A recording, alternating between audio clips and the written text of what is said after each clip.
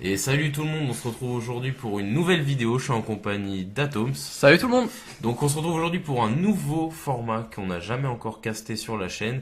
Il s'agit du limité. Donc petite précision avant de commencer, hein, c'est un limité un petit peu particulier, un peu à la sauce de la chaîne. Donc on a repris les cartes qu'on a utilisées dans l'unboxing. C'est ça, donc en gros en fait on a draft entre guillemets à partir des cartes qu'on avait, mais sans avoir tout l'aspect stratégique qu'inclut un draft. C'est-à-dire qu'on avait juste l'état de cartes, on a décidé ce qu'on voulait faire et on a fait avec les cartes uniquement de l'extension. On a même repris les terrains vu qu'on en avait assez. C'est ça, donc on se retrouve aujourd'hui donc pour une petite game donc de mon deck de limité contre celui d'Atoms. Donc moi je jouais un noir-bleu contrôle. Basé sur l'éternalisation, donc qui est une nouvelle capacité d'Hour of Devastation. Donc souvent l'éternalisation c'est un coût assez élevé par rapport au coût de base de la créature, ce qui va vous permettre de l'exiler du cimetière et en jouer une copie 4/4 zombie en plus de ses autres types et noir, et Ouais. avec les mêmes effets que s'il en avait de la carte. Exactement. Dite. Donc en gros mon deck voilà il est basé sur de la gestion et de la pioche le temps que je pose mes petites bêtes, qu'elles meurent et que je puisse les éternaliser pour en faire des 4/4 très puissantes. C'est ça. Sachant que voilà donc pour faire bref, dans notre display on avait eu beaucoup de communes et d'unco qui faisaient le taf à ce niveau-là en noir et bleu, qu'on n'a pas pu vous présenter parce qu'on avait fait l'impasse sur les communes et C'est unco, ça. sinon ça faisait une vidéo d'1 heure et demie. Mais en gros vous savez les cartes rares et mythiques, sachant on joue aucune des trois mythiques dans ces decks, mais Tout à fait. vous allez voir les rares qu'on aura utilisés de l'unboxing. Et qu'est-ce que tu jouais Et toi donc pour ma part, donc rouge et vert, hein, donc tout ce qui est rampe, un peu quelques blasts et des grosses créatures. Ouais, Bien sûr, comme dans Hour of Destruction ou Devastation, il y a eu pas mal de cycling et tout ça, Ouais. donc faut jouer avec, bien sûr. notamment avec les déserts. Donc voilà, donc j'ai utilisé ces mécaniques plus donc quelques grosses créatures et du rang. Sachant que le recyclage c'est une mécanique intéressante en limité, puisque le limité ça nous donne quand même beaucoup de cartes moyennes moins quoi. C'est ça. C'est des cartes du coup qui n'ont pas forcément de CA, et avoir du CA en limité c'est quand même ultra plaisant, et ça a rendu les games qu'on a tourné ultra intéressantes C'est et ça. ultra dynamiques surtout. Donc voilà, moi j'ai joué mon survivant sinistre. Donc une Euh, créature avec, tu m'avais dit avec laquelle je pouvais faire une combo plutôt sympathique. Ouais, avec Peux-tu nous l'expliquer? avec un petit zombie qui, alors c'est l'éternel impitoyable, voilà. L'éternel impitoyable, une petite 2/2 pour 3, et en se sacrifiant, en se défaussant d'une carte pour 3, il gagnait plus de, ce qui fait qu'en fait ça combo, c'est-à-dire que lui il se donne plus de, et par son trigger de défausse, il donne +2/+0 au sinistre au survivant sinistre. Donc sur deux cartes, tu peux avoir Voilà. deux boosts vraiment importants Voilà, c'est ça. simultanés pour C'est ça. pour une seule carte. Donc là, tu as essayé de me blaster ma créature, je t'ai contré, donc on a un très bon contre qui est sorti pour 3 dans cette extension, et qui est en fait un choisissez un, et c'est soit le tu contre, soit tu fais un regard 4, donc c'est quand même vachement pas mal. Et tu joues le Magmarot. Donc encore une fois, hein, toujours des créatures. Pour le coup, en plus celle-là, elle est intéressante dans le limité, hein, toujours. Surtout avec un deck rouge-vert où je suis axé donc avec des blasts et du ramp, c'est que chaque tour, j'ai essayé de faire en sorte quand même de pouvoir toujours lâcher un sort dans créature Ouais. qui retirera du coup ce fameux marqueur du Magmarot. Donc encore une fois, c'est C'est quand même une puissante carte, hein, parce qu'une Pour, 5 5 pour pour 4, 4, dès le début, après tu mets un petit marqueur -1, ça en fait qu'une 4/4, mais ça va vite quand même à de toute s'en façon, aller. même si on n'a pas de quoi enlever le marqueur, une 4/4 ça reste quand même très puissant. C'est clair. Moi, je te tourmente venin la carte, donc je me dis, en fait, je me rappelle très bien dans quel état d'esprit j'étais à ce moment-là. C'est je me disais, cette carte, je peux pas la tuer dans l'immédiat avec ce que j'avais en main, mais je me suis dit, il faut que je l'affaiblisse au plus. Elle s'affaiblit elle-même. S'il a pas de sort non créature à poser ce moment-là, ça va être compliqué pour lui de la faire tenir. Sachant que beaucoup des cartes noires, en tout cas, il me semble, de l'âge de la destruction, ont tout ce qui est anti-bête en fait, enfin notamment entre guillemets, ont un deuxième effet qui est le cas du tourment de venin, Qui est plutôt pas mal, non? qui pique de 3 si tu ne sacrifies pas un autre permanent ou tu te défausses d'une carte. Et ça, c'est l'air de rien, ça paraît nul. Je pense notamment à la malédiction du sarcophage, Oui, qui oui, fait oui, un oui. effet un peu similaire. C'est soit tu prends 3, soit tu fais ça.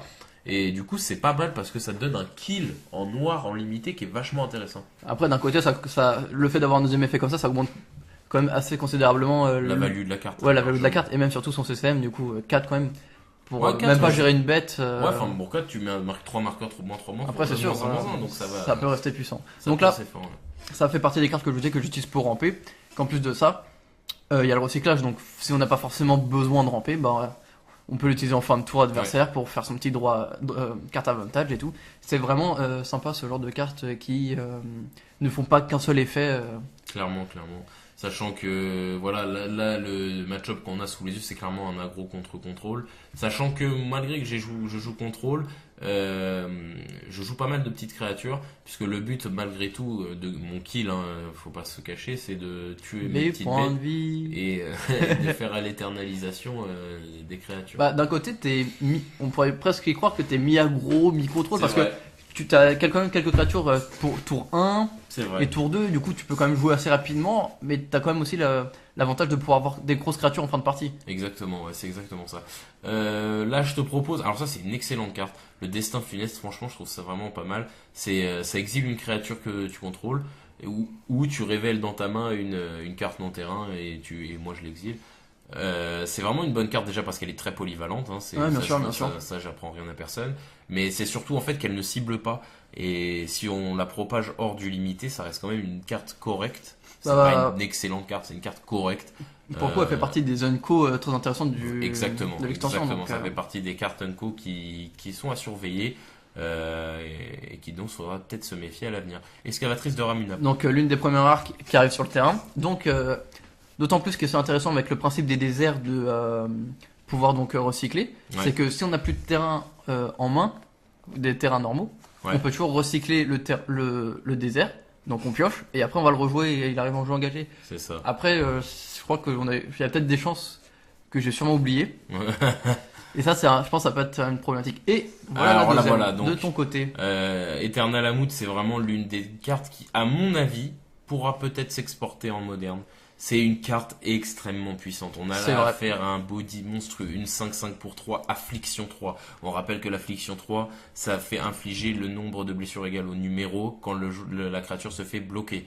Et là, pour le coup, l'Eternal Amut, c'est une 5/5 pour 3 qui a forcément un défaut vu les caractéristiques. C'est ça, c'est ça. C'est que à chaque fois qu'un adversaire lance un sort, ça lui met un marqueur -1/-1. Mais à chaque fois qu'il inflige des blessures de combat à un joueur, donc on notera que ça ne proc pas avec l'affliction, ça lui enlève tous ses marqueurs -1/-1. C'est plutôt pas C'est-à-dire mal. qu'il suffit qu'il en soit au stade de 2-2 ou de 1-1, s'il arrive à toucher, ça redevient une 5/5. D'autant plus, il suffit juste que tu arrives à lui mettre un petit trample et Et il va toucher forcément. il pourra toucher exactement. assez facilement. Et donc Eternal Amut, c'est vraiment l'un de mes kills pour le coup, parce qu'une 5/5 pour 3, ça va extrêmement vite et elle est difficilement gérable.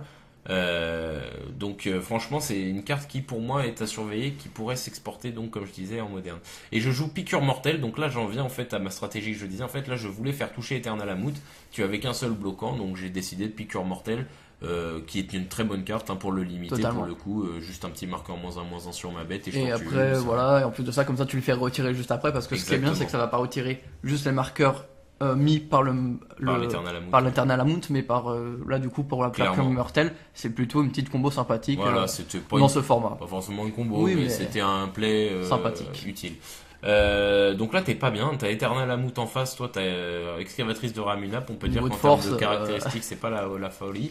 Mais par contre, voilà, là, tu joues une vraie bête, Cérodon doré, qui va empêcher une créature à chaque fois qu'il attaque. Si De t'as un bloquer désert. quel que soit Voilà, si t'as un désert dans ton cimetière ou sur le terrain, ça va empêcher la créature de bloquer.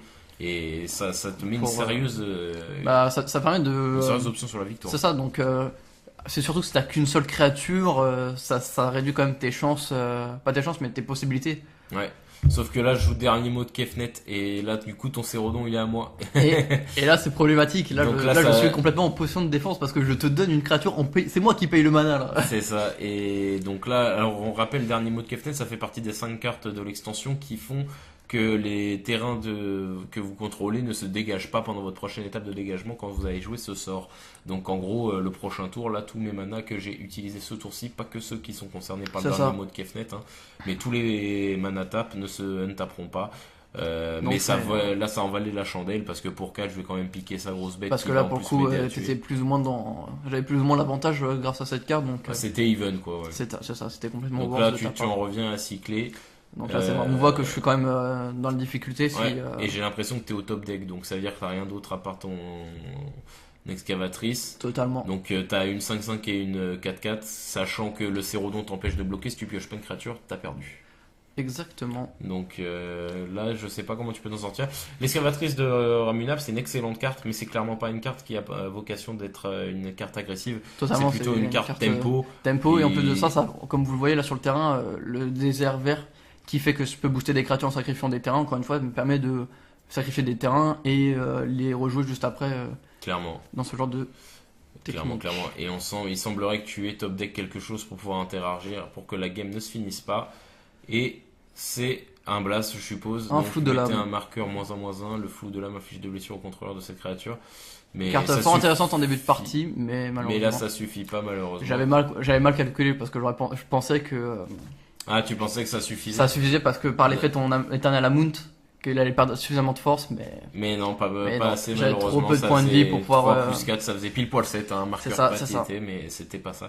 Donc, j'ai remporté cette petite game de limité avec un noir-bleu contrôle. bien sûr, on fera pas des BO3, ce sera des Non, BO ce sera des complètement BO1 indépendants. indépendants, exactement. Je trouve ça sympa comme concept. Dites-nous dans les commentaires ce que vous en pensez, si vous estimez que c'est des games intéressantes à Ouais, bien sûr. regarder. Sachant que c'est très subjectif au final, puisque ce n'est qu'un, comment dirais-je, un metagame qui est entièrement concentré que sur une petite display. C'est-à-dire que le metagame de notre limité sera foncièrement différent d'un Totalement. metagame d'un limité d'une autre display. C'est ça, c'est ça. Donc mais c'est intéressant de voir ce qu'on peut faire quand même comme petit deck, même Bien sûr. pour les gens qui nous écouteraient et qui commenceraient Magic et qui auraient décidé de commencer Magic en achetant du HOD, et bah de voir les decks qui sont capables de se C'est faire. ça, on peut faire quand même pas mal de trucs sympathiques. Encore une fois, on n'a pas sorti toutes les cartes qu'on a eues et toutes les rares C'est ça. et toutes les mythiques, donc il y a quand même pas mal Donc de il y a choses sympathiques. moyen hein. de faire des decks sympas. Donc voilà, c'est comme ça que se finit ce petit BO1. On espère que ça vous aura plu.